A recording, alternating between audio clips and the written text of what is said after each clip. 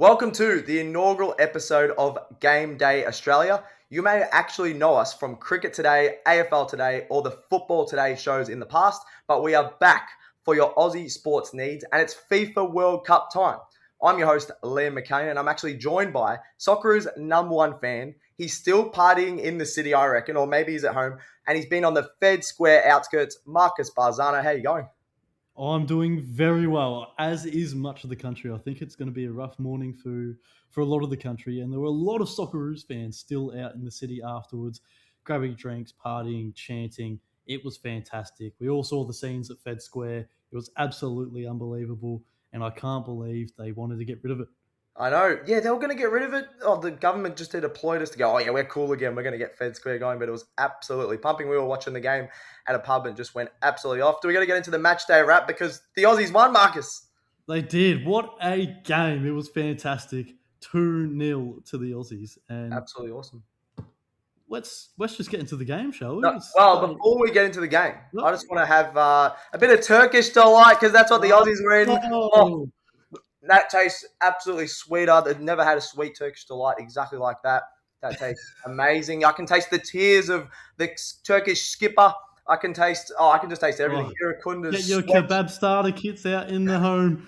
Kebab starter kit. Hakan Çalhanoğlu's hair, Kenan Yıldız's perm, and blonde hair. Let's get in there as the cheese. I like it. Yeah, there was a blonde mohawk, actually. That was a surprise. I don't know if he got the hair transplant in Turkey, but that might have been a one gone wrong, I reckon. You can say the one good thing about the Turkish team in that game was their hair. It was very good.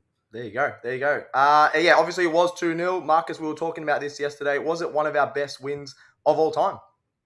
Oh, I think it almost has to be. I think the two wins that you collide there is possibly Japan in 2006, when we made it through. Obviously, Tim Cahill scoring some clutch goals in that game. But in terms of more recent memory, Denmark in 2022, Matthew Leckie sending us through to the knockout stages.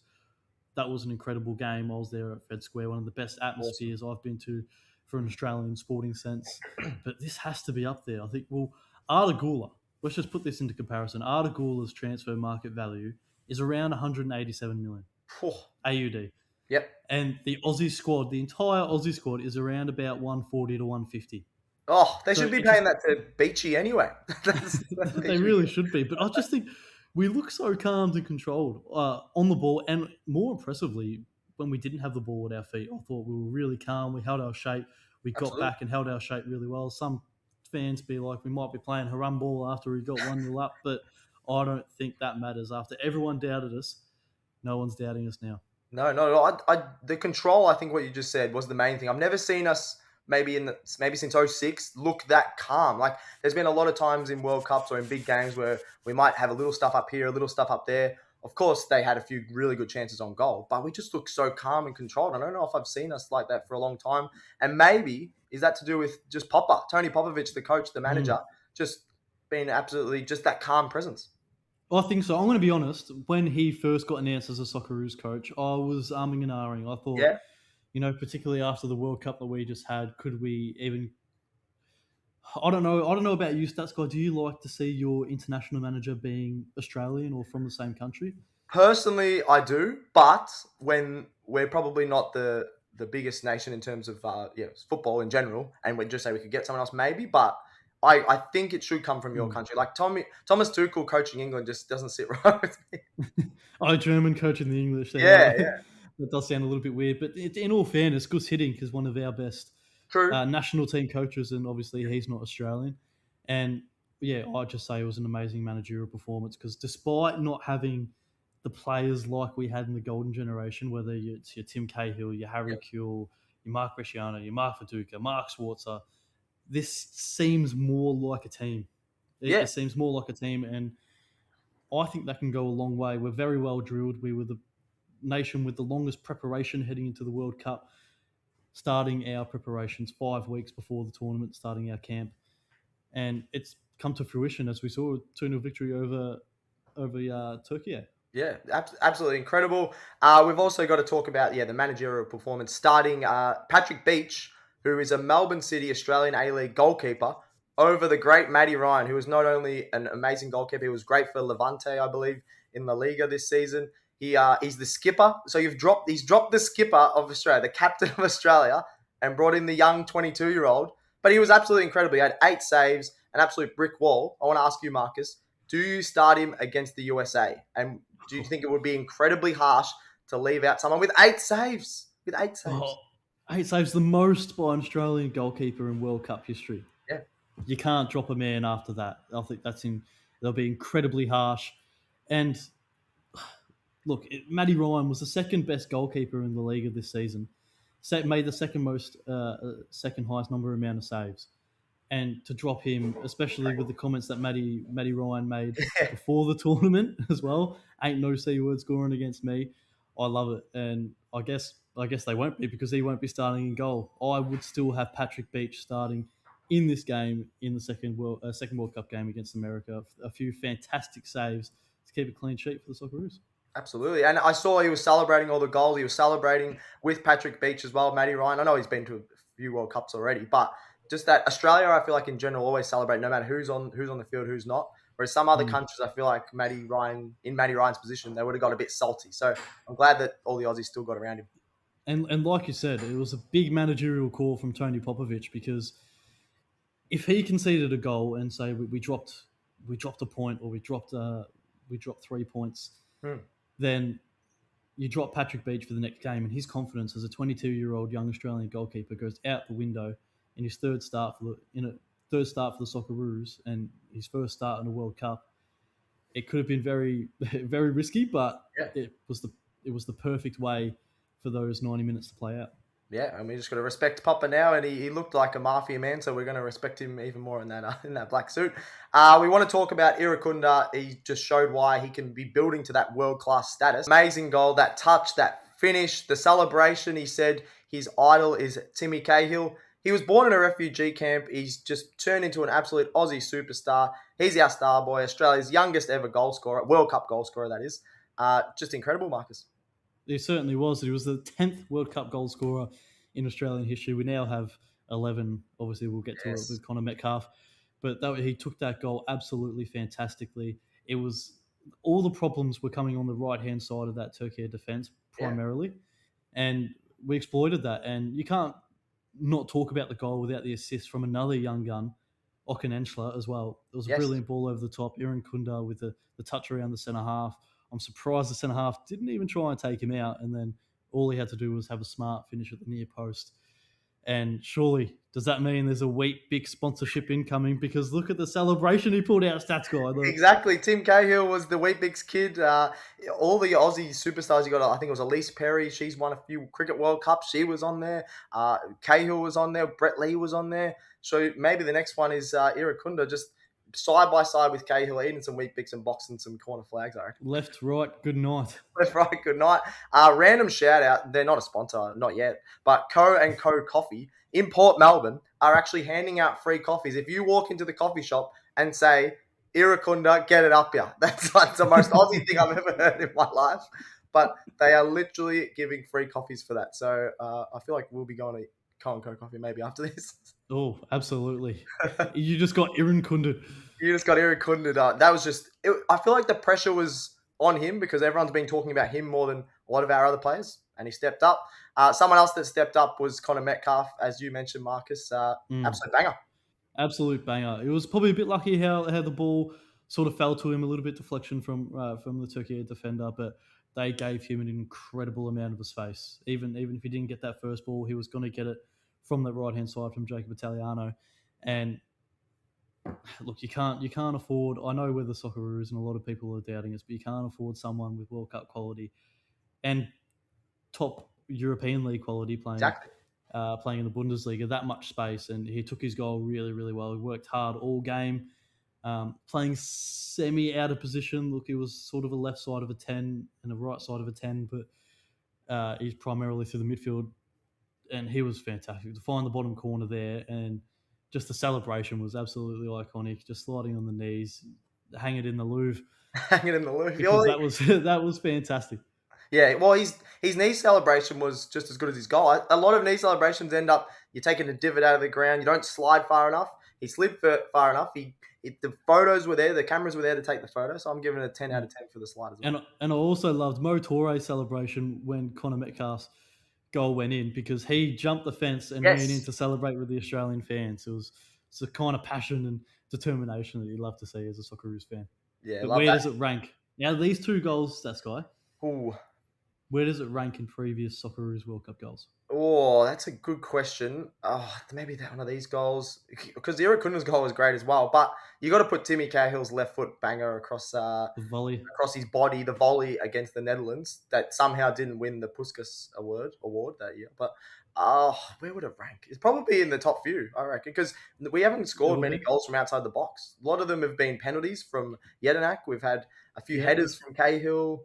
Cahill scored the double poster. True. Yep. Aloisi scored a good one-on-one goal. Brett Emerton scored from outside the box against Croatia. It was very similar, actually, to Connor Metcalf's goal, just the other side of the post. But yeah, they both took their goals incredibly well, and fingers crossed we see some more. Yes. In our remaining games of the group stage, and hopefully they come up next against America, because we all know we want to shut them up. Absolutely.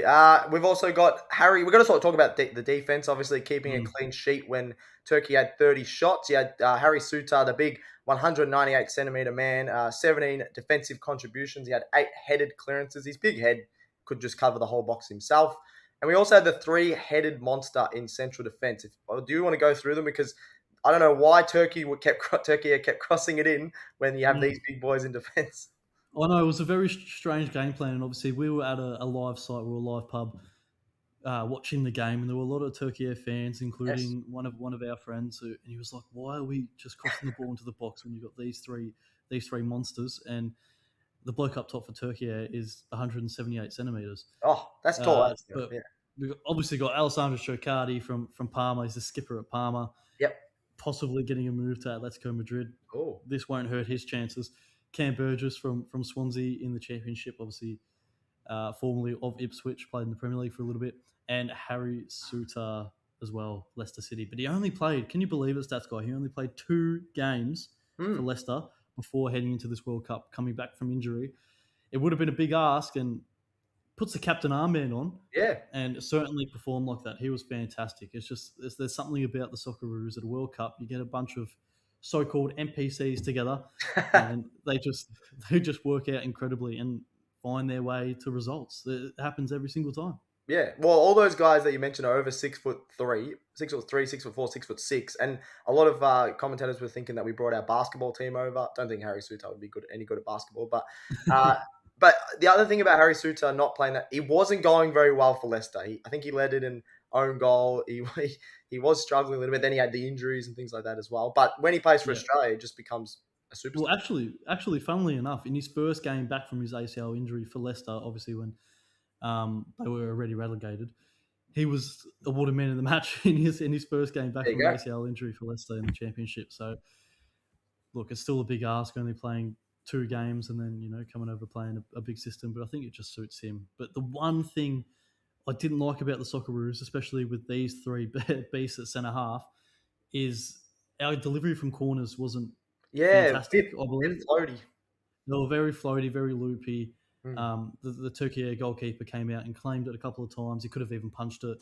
And there were a couple of times where he didn't. We had the one chance where it was floated towards the 6-yard box or just a little bit further, and Sutar nodded his head, and Mo Torre just couldn't quite get the boot on it. But I like to see those with a bit more pace, because I fancy, in particular, Harry Sutar and Cam Burgess to win every header that comes their way. Yep. Very, very good call. We just feel good about that one. We've got the 2-0 win over Türkiye.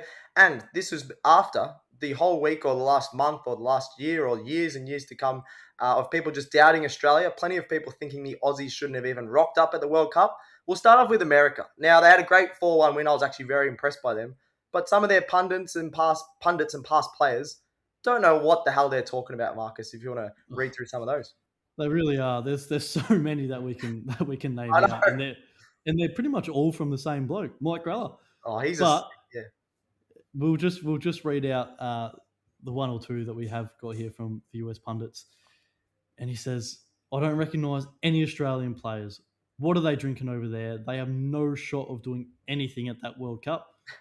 And obviously, he talks some smack about Nestor Irankunda. He goes, Irankunda? Yeah. Who's that?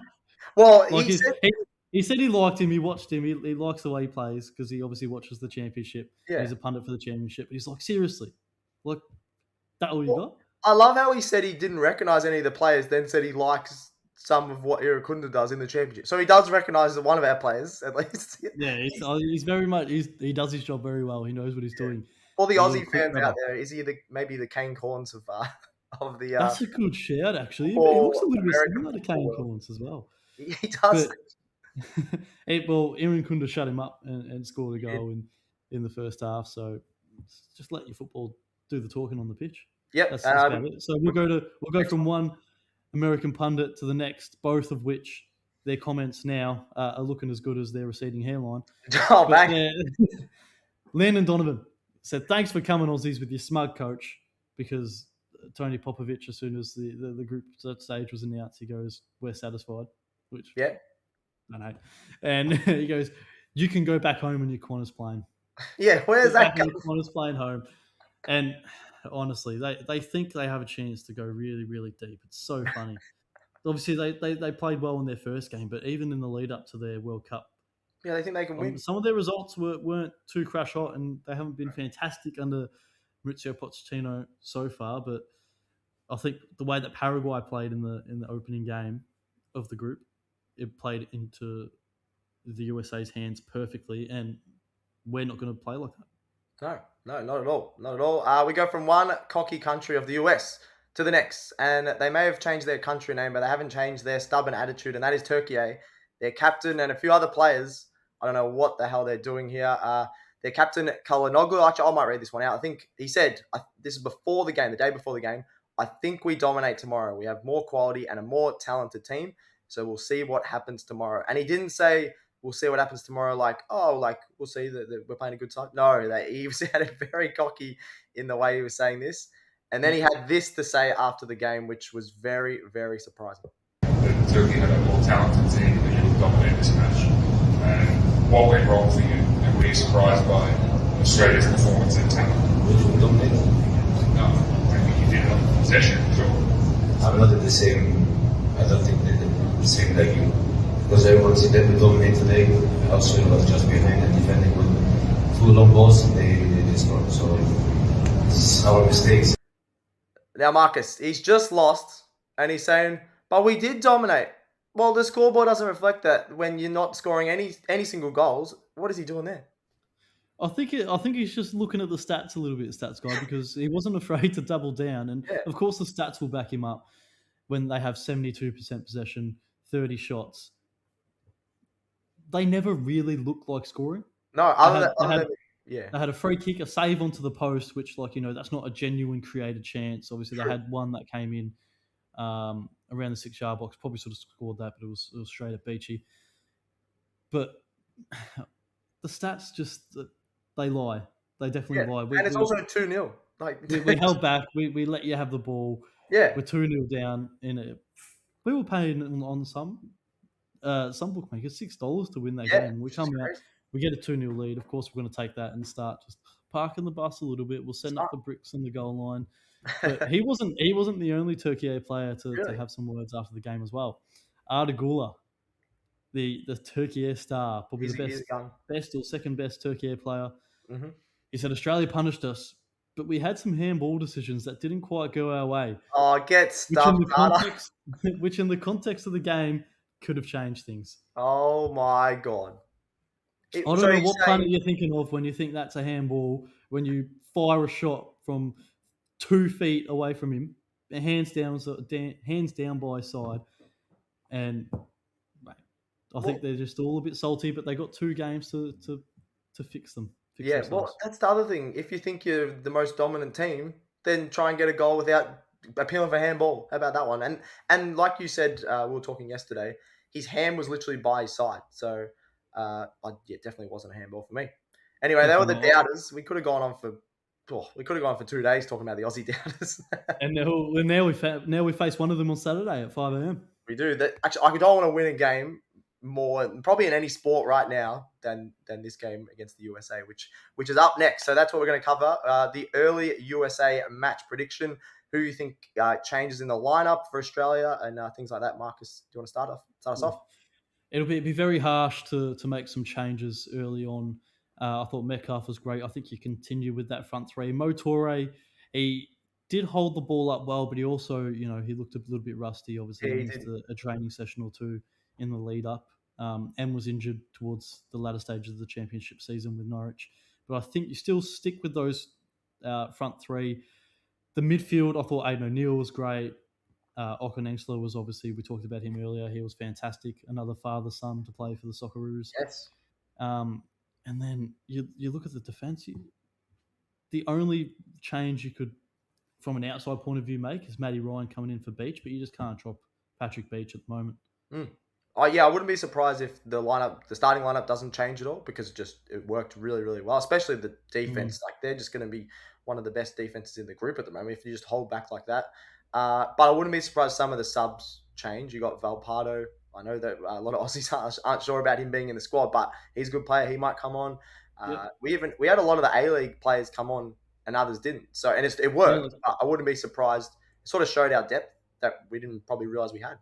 Yeah, like Nishan Veluplay having a crack and probably being rewarded for having his fine form and not picking the Socceroos 2 weeks before a World Cup. But hey, we move. I think I still would like to see Valpardo play a little bit of flair. I think he's more, if we're drawing a game or if we're losing a game, he gets brought on. And I think Nishan Veluplay works just that little bit harder off the ball, especially when we're winning a game. That was my thinking of why Tony Popovic did that. But if Jackson Irvine, if he's fully fit, does he come into the side over Okonengsler or Aidan O'Neill?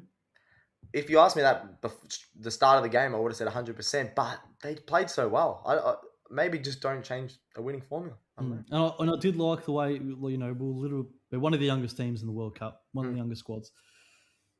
But I liked how we started with some inexperience, and I thought the substitutions that Tony Popovic made, particularly towards the end of the game, bringing a whole load of experience on. It was the perfect way to see that game out. Obviously, we brought on Jason Guerrero, we brought on Jackson Irvine, and Lecky was waiting in the wings. It's these sort of players that, particularly in the defensive part of the game, you need to hold strong. And I thought Jacob Italiano as well was fantastic. He probably, if we have a fully fit Socceroos squad, probably doesn't start. You probably see Lewis Miller playing in that right wing back role, because he's also tall, really strong, fast. He's very much very similar to Geordie Boss, but is better at set pieces. But he was fantastic as well. Definitely deserves his place and a mention. Call. Yep. What about a match prediction? What do we think? Well, of course, we want to beat the USA. I genuinely think they looked good. They looked really quick. I think we played a lot better than Paraguay in defense. Paraguay's defense, which is supposed to be really good, was just all over the shop. But what do we think? What are we aiming for? And what do you think the actual scoreline will be? Well, my head and my heart are saying two different things. My head is saying, I'd take a draw. Maybe a 1-1 draw, take a point, and those 4 points should be enough to see us through, if the 3 points now aren't enough anyways, to see us through into the round of 32. But of course, my heart's saying, let's just pummel these idiots. Screw them. I hate them. A bunch of dickheads, the US. No, I agree. Just a sneaky 5-0 would be nice. But I think I was leaning towards 1-0 as well, just because I think Australia's defense, if they don't have to sit back as much, but still hold back and is really tall, so the crosses aren't going to be coming in. Paraguay looked really small, so the exact opposite of USA's opponent. So I'm going to go 1-0, but it's just going to be really interesting. I'm worried about their attack, because their attack, Balogun looked very good. And he's definitely more of a target man. Yes. Up front, and you got Christian Pulisic and the like delivering balls from wide areas. Yep. It could be a little bit tough, but you never know. We do love an underdog story, but I'll go with the heart result 2-1, head result 1-1. I'm going to also go the overs on cards, five cards plus, I think, just because that's a good shout. Like, I feel like the Aussies, once the USA guys are just dancing on the ball, they're just going to take them out. So they'll be do you think the American players will try and get in our heads a little bit with everything that's going on? Because I feel like we won't play into that. I think we'll be very, very much how we were against Turkey, very calm, collected, composed, holding our shape with and without the ball. Yeah, they might. Will America try and get in their head? Maybe, because I think it's worth trying because we look so calm, and you're trying to get Australia away from that. So maybe, but it'll be interesting. So there might be a bit of beef, and we'll probably love that. Even if it's at 5 a.m., we'll be watching. Absolutely. Absolutely. All right, let's finish off with the World Cup predictions. This is our first show of the World Cup, so I want to go through the winner, a dark horse, and where do we think the Socceroos are going to finish. We'll start off with a winner. Who's going to win the entire World Cup, and why is it the Socceroos, Marcus? Oh, I wish it would be the Socceroos. I wish. Let's have a public holiday for the rest of the year. Yeah, that's what we're doing today. Yeah. That would be fantastic, but with a more level head, I think it's going to be Spain. Okay. I think it's going to be one of those nations that handle the conditions a lot more, particularly when we get towards the latter stages of the World Cup, because it's going to be a long World Cup. There's a lot of games. There's more stages, more teams, and I just think in this area of the pitch, in particular, it could be a little bit rough. Yep, no, I really rate that. I think Spain, one of the favourites, are well deserved. I'm going Brazil, a tiny bit left field. They haven't won it, I think, since 2002, I believe. I just think their depth is really, really good this year. You had Vinny Jr. scoring yesterday, and people doubted his talents heading into this World Cup. So he looked really good finish there. It was a 1-1 draw against Morocco, but as we found out over the last probably 5 years, Morocco is a really good team. So I don't think a 1-1 draw is too bad. And the other thing, a lot of people doubted Argentina at this time of the tournament. They lost to Saudi Arabia, and then you had Messi lifting the trophy. So I think it'll be one that Neymar's going to celebrate. He might be celebrating on the bench because he's not as good anymore. But I really think Brazil's depth can take over. And they probably have one of the best coaches at the World Cup as well. And another one that's, not from their own country as well. They decided to go internationally, obviously, with Carlo Ancelotti. True. Yeah, if you got an option, that's what I would say for sure. If you got an option as one of the best coaches in the world, you're not gonna say no, I guess. Now that we saw Messi, you talked about Messi lifting the World Cup. Is there any chance Ronaldo can lift the World Cup for Portugal? Wow, that's what the people that think FIFA in general is scripted. If Portugal do win this World Cup, then I might lean towards them. I think Portugal has a big chance. I think they're probably in my top four. Their team is really good. They should top their group with Colombia, Congo, and Uzbekistan. Yeah, actually, that is pretty easy. They should top their group. Mm-hmm. It's just, they've got the best midfield in the world, probably. Yep.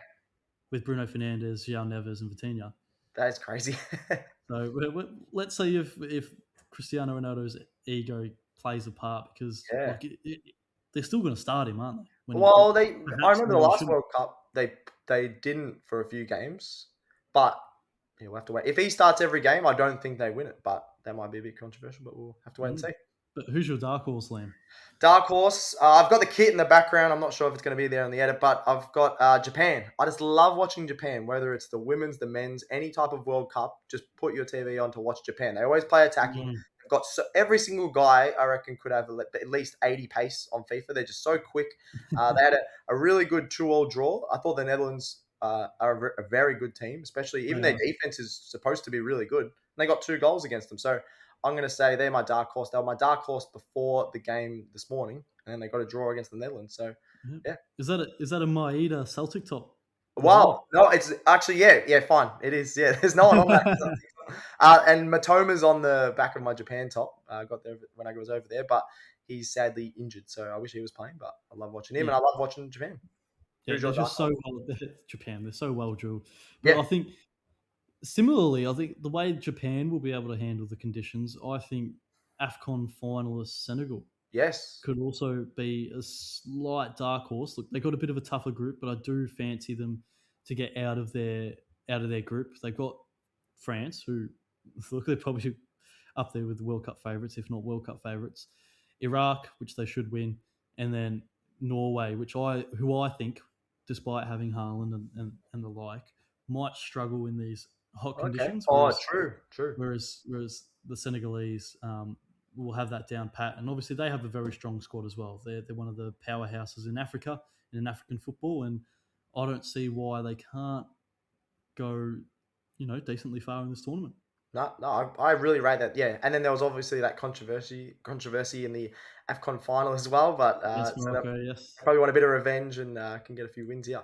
All right, we're going to finish off with the Socceroos predicted finish for our World Cup predictions. Now, probably not going to win it all, but we've got one win under our belt. How far can we go, Marcus? Oh, how far can we go? Well, we can all dream, can't we? Yeah, we can all dream. No, in realness, I think after this victory against Turkey, it's definitely given me a lot more confidence in Tony Popovic and the Socceroos squad. And depending where we finish, and obviously who we will play in the round of 32, if we do make the round of 32, I think the way we play, it's very tournament-based style football. And like against Denmark, you never know. We can beat anyone who we face in a round of 32. So Cabba's going through there, but falling short in the round of 16. Yeah, look, I don't want to be boring, but I'm going to agree with you. I think the round of 16 is a great effort for a team with a pretty small country compared to a lot of the European countries. Like, I'm pretty sure Turkey have like 80-something million, and we have 26. So there's another one to have some Turkish delights over that can laugh over that. But I think a round of 16 would be a great effort, and I really think, our squad can do that, especially after the first game. We might not have been saying that if we got smashed yesterday. If a lot of those 30 shots went in and our defense wasn't going that well. But after yesterday, I think that's probably almost where we want to be as the pass mark now, which is probably harsh, but that's just what we're thinking. Just to make it out of the group is definitely the pass mark. Yep. No, definitely. All right, I think I'm going to wrap it up there unless we want to talk about it. We can talk about Australia for another hour, but that is the first episode of Game Day Australia done. Make sure you follow us on TikTok and YouTube. We're going to be chucking up lots of shorts and reels and things like that on there. That's Game Day Australia across the socials. Thank you very much, Marcus. Thank you very much, Liam. Yeah, that was awesome. And get around the Socceroos, and we'll be doing this after every Socceroos game, so check it out.